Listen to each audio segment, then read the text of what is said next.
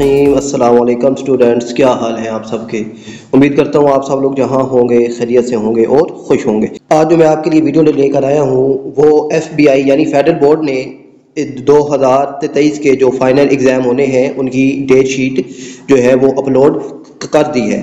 तो आप लोगों के जो एग्ज़ाम हैं वो 23 यानी 27 तारीख से शुरू है, यानी 27 तारीख है और जो चौथा महीना है। और थर्सडे से जो क्लास 10th है उसका जो पहला पेपर है वो केमिस्ट्री का शुरू हो गया है। उसके बाद फिर 28 को है जो है वो क्लास 9th का जो पेपर है फिजिक्स वो भी शुरू है। तो ये डेट शीट आपके सामने सारी में मेंशन है, आप इसको देख सकते हैं। ये 27/4/2023 से आपके पेपर शुरू है।